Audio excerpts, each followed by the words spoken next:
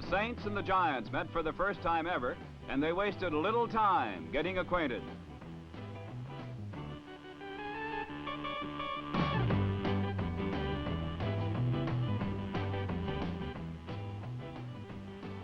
Giant quarterback Fran Tarkenton wasted little time either in displaying his elusiveness.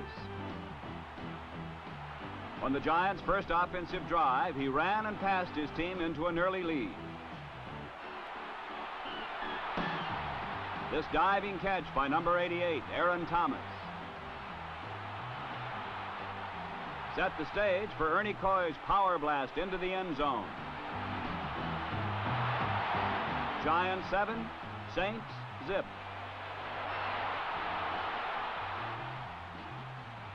The Saints came to play too. The hard running of fullback Jimmy Taylor gets him on track early.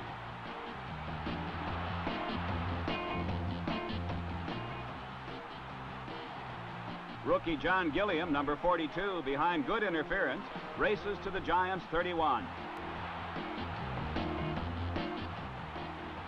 From there, quarterback Gary Quazzo hits rookie Dan Abramowitz to tie it up, 7-all.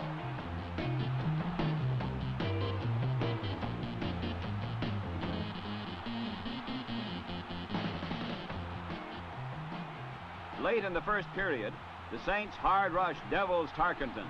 He forces his pass and throws his only interception of the day.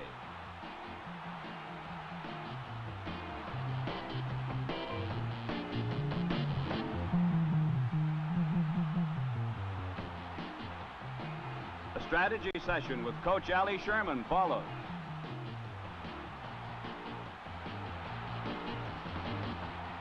As the period ends, Quazzo finds Vern Burke for 21 yards.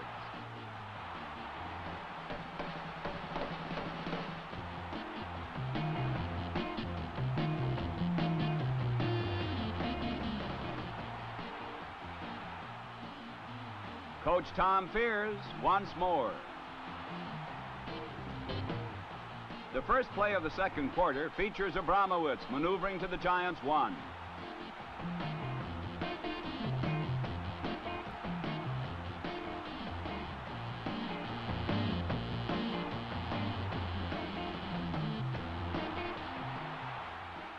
Quazzo sneaks it in as the surprising Saints take the lead 14-7.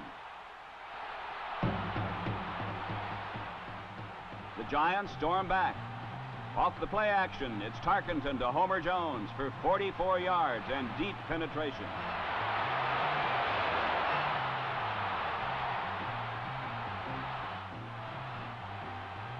A screen to Ernie Coy takes the ball inside the 5.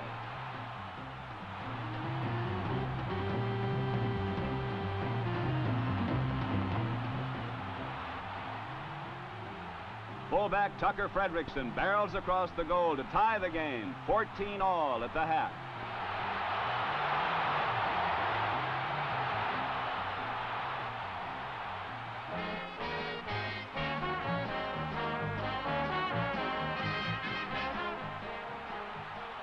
In the third period, the Saints are given another dose of Tarkenton.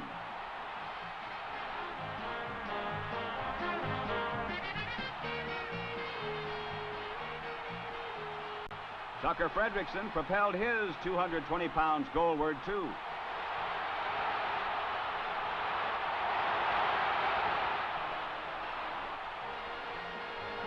The touchdown came on this great catch by Tarkenton's favorite receiver, Homer Jones, who pulls up lame. The extra point was blocked, but the Giants led 20-14.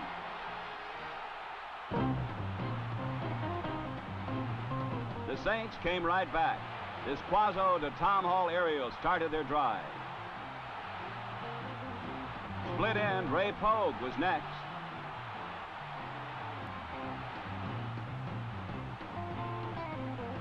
A Giant penalty, and then John Gilliam for the score and a new Saints lead.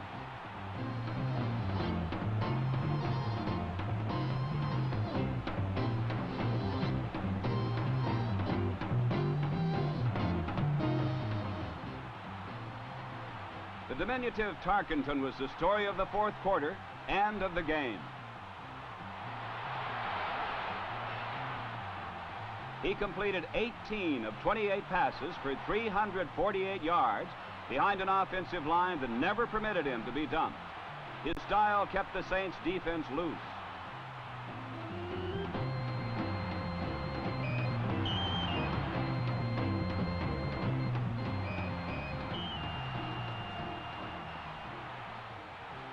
Saints coach fears, remains very concerned. His second touchdown pass of the day to Bobby Crispino was the go-ahead tally that the Saints couldn't match. The Giants won 27-21, winning their second game and matching last season's victory total.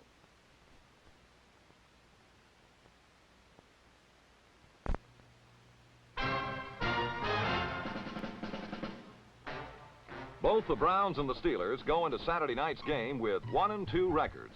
Both clubs are having problems at quarterback. The Steelers are going with rookie Kent Nix. The Browns with Frank Ryan, who'll be playing with several minor injuries. As expected, the first quarter was dominated by defense. Marv Woodson picks off Ryan's pass.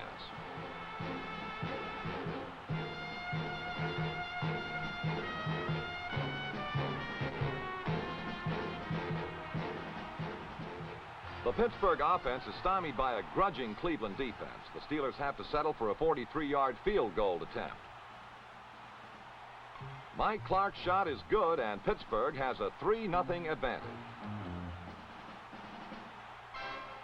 As the Cleveland offense takes the field, the quarter changes.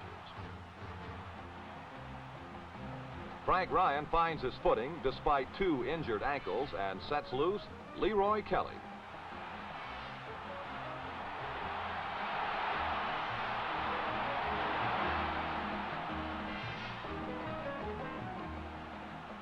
Tonight, Kelly is the league leader in rushing. This 9-yard gain is a good example of why.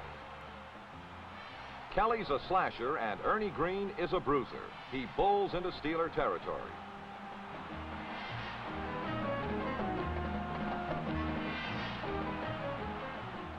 Ryan has set up the pass to Larry Conjar. Defensive holding on this play, matched by a similar infraction 3 plays later, carries the Browns to the Steelers' 17.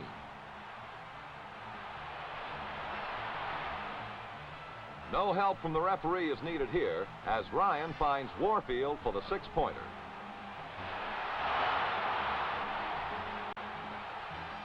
The Browns defense is hot and comes up with the ball almost immediately. The Steeler defense won't be overshadowed though. Marv Woodson pulls off his second interception.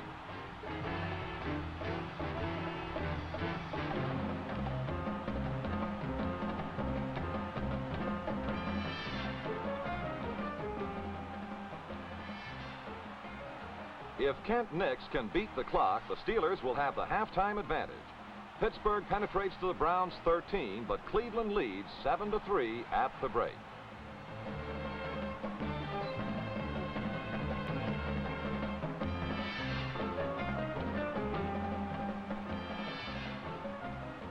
The defensive battle of the first half will give way to a wild offensive seesaw in the third quarter.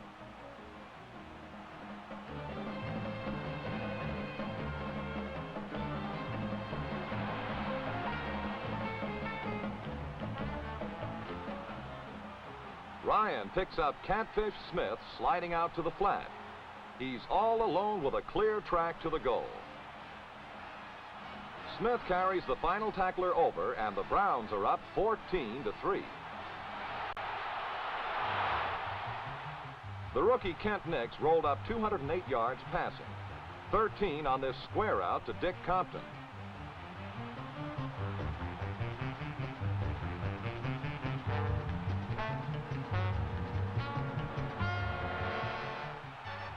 Nix comes back with a heady call. John Hilton on the end around.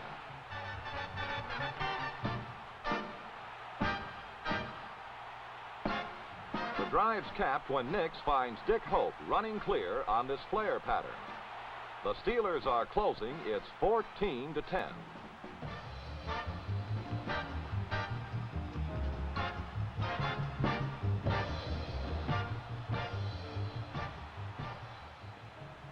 The teeter-board battle continues as the Browns storm back.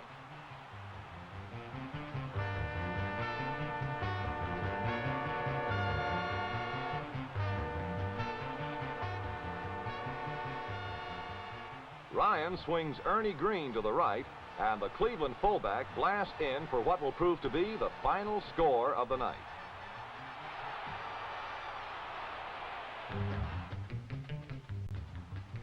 As it began, so it will end. The final quarter is dominated by ball-hawking defense.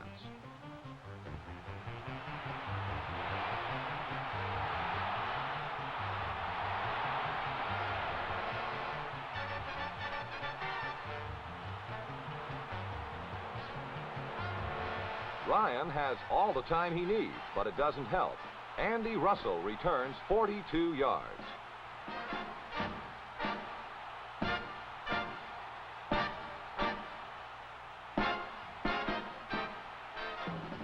With 5 seconds remaining, the Steelers are still going for it. Ross Fichtner drops the curtain on the final play.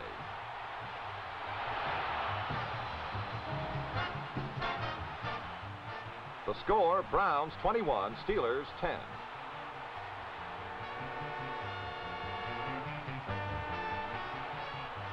With this win, the Cleveland Browns are in striking distance of this week's opponent, the division-leading St. Louis Cardinals.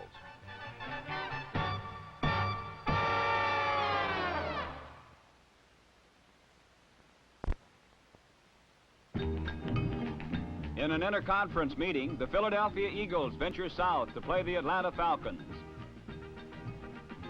The Falcons' Junior Coffey shows power on the first play of the game. But a first-quarter nightmare is just around the corner for Atlanta. On a poorly thrown pass from Steve Sloan, Aaron Martin records the Eagles' first interception of the day.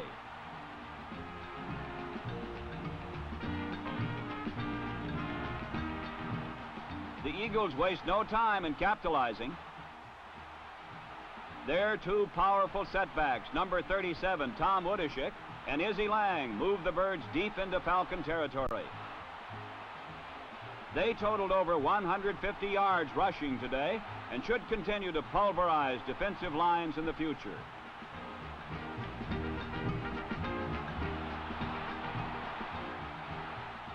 On a play the Eagles rehearsed especially for this game, Gary Ballman runs the classic end around and scores the first Eagles touchdown.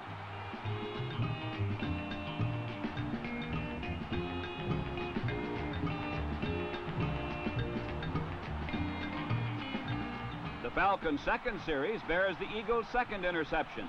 This time the thief is number 83, Don Hulse.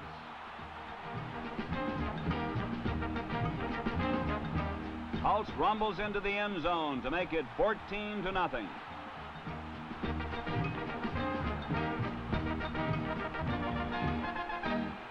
When the Eagles get the ball again, Woodishick adds 41 more yards to his day's efforts on this fullback reverse.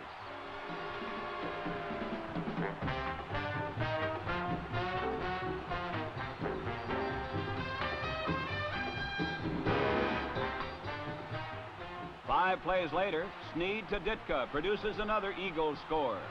Baker adds a field goal as the Falcons suffer through a horrendous first quarter, trailing 24-0.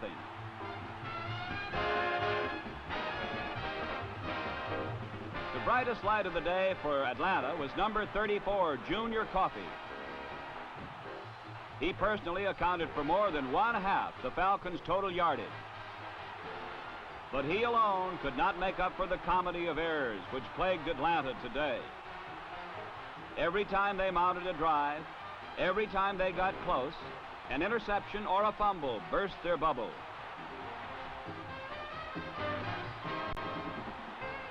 In all, they unnecessarily turned over the ball to Philadelphia 6 times on 4 interceptions and 2 fumbles.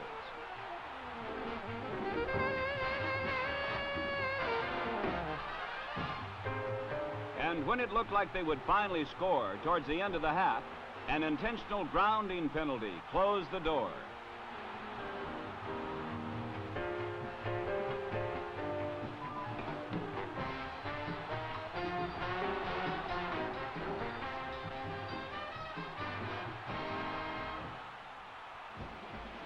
In the third quarter, the Eagles increased their 24-0 lead. Jim Gray returns the kickoff to the 33.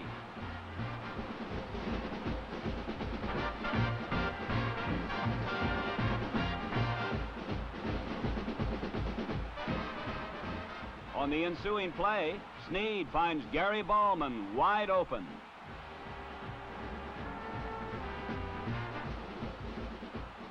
And a 67-yard touchdown follows.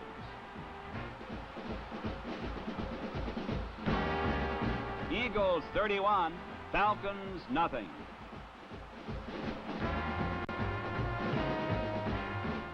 Quarterback Randy Johnson gamely tries to move Atlanta. He spots Coffey for 11.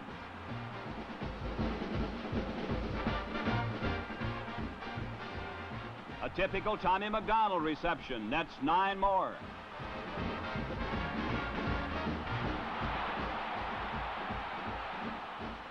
But on 4th and 2, the tough Eagle defense holds and regains possession once more. It's a sad day for Mr. Falcon.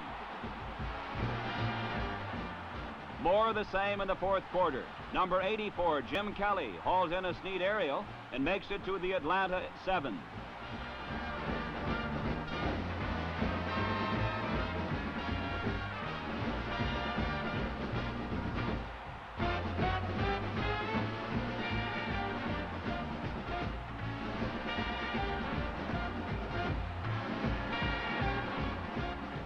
Tom Woodishik puts the icing on the cake. It's 38-0 midway through the fourth quarter.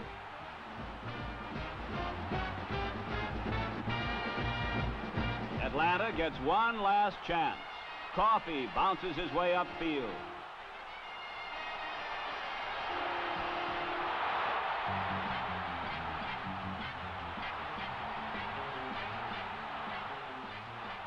Rookie Jim Mankin takes a swing pass and garners 10 yards before he gets bounced himself.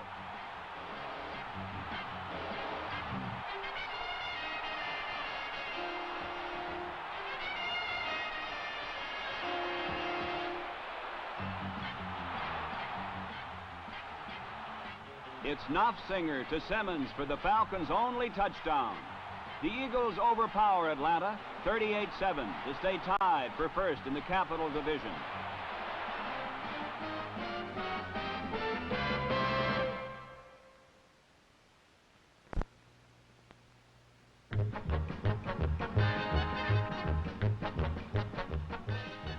In a game matching two of the most volatile offenses in football, hard tackling and fierce defensive play took the place of the expected touchdowns and long bombs.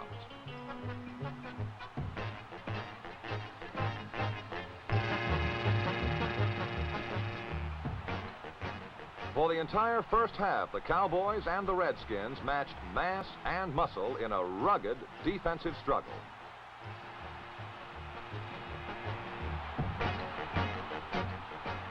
Corner linebacker Chris Hamburger, number 55, sparked the Washington defense to its finest performance of the year.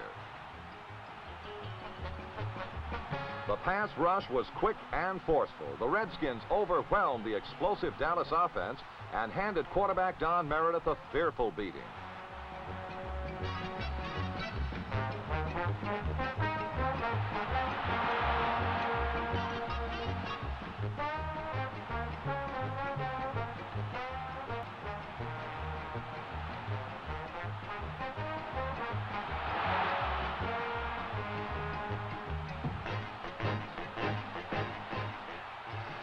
The Dallas defense, unable to get Redskin quarterback Jurgensen, vented its hostility on the Washington ball carriers.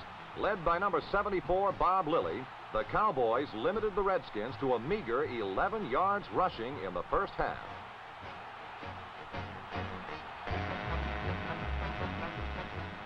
But 2 of those yards went to Ray McDonald on a touchdown plunge that accounted for the first half's only score and a 7-0 lead for Washington.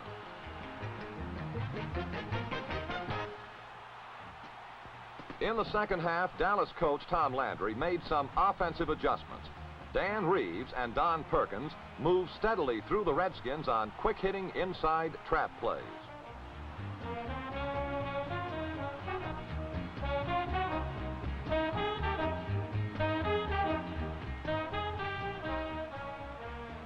Double coverage on Bob Hayes enabled Lance Rensel, number 19, to break free and gather in Meredith's pass for the Cowboys' first touchdown. Minutes later, Dan Villanueva booted a 27-yard field goal, and the Cowboys, now in control of the game late in the third quarter, seemed confident of victory.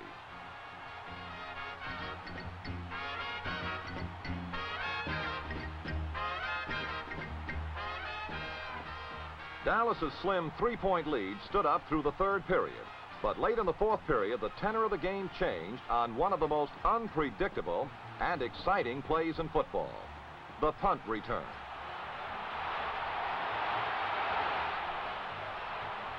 Tiny Ricky Harris, number 46, one of the league's most elusive punt return artists, threaded his way through 41 yards of Dallas Cowboys to give Washington a 1st and 10 on the Dallas 34.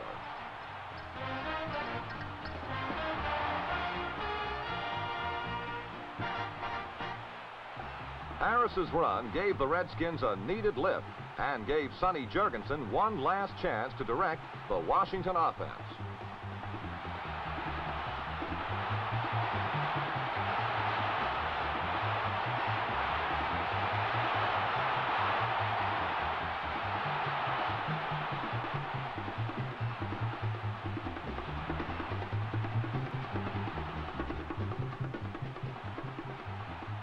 Sonny connected with Bobby Mitchell on a halfback flat pass, and Bobby raced to the Cowboy 13. With less than 2 minutes to play, Jurgensen passed to Charlie Taylor for the score, and now it was Washington who seemed confident of victory.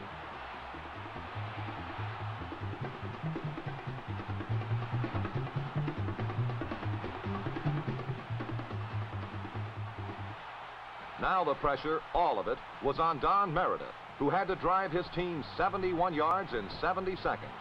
Trailing by 4 points, the Cowboys had to march to a touchdown. A field goal would mean nothing. A 17-yard pass to Craig Bainham, and then this 12-yard completion to Lance Rensel moved Dallas to the Redskin 36. On third down, a blitz by Hamburger forced Meredith to throw incomplete. 4th down and 4, 18 seconds to play. Dallas trailing 14-10. Dan Reeves circled out of the backfield, and Meredith's pass found him uncovered on the 9-yard line. Reeves raced in for a touchdown that may well prove to be the most important Dallas touchdown in 1967.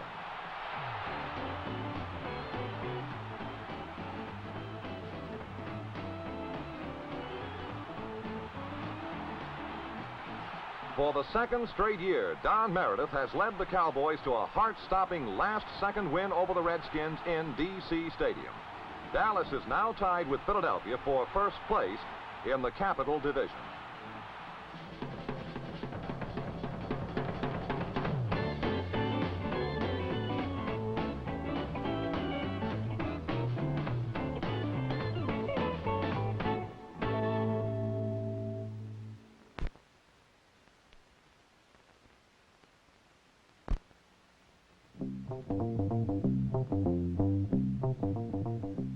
At Washington, D.C. Stadium, Dallas quarterback Don Meredith almost had his head torn off by Redskin Chris Hamburger.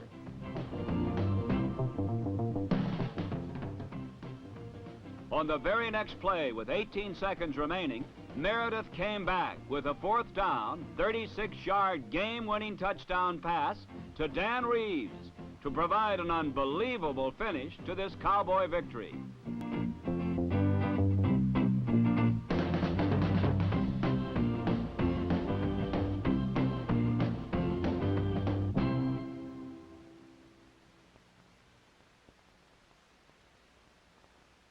Thank you.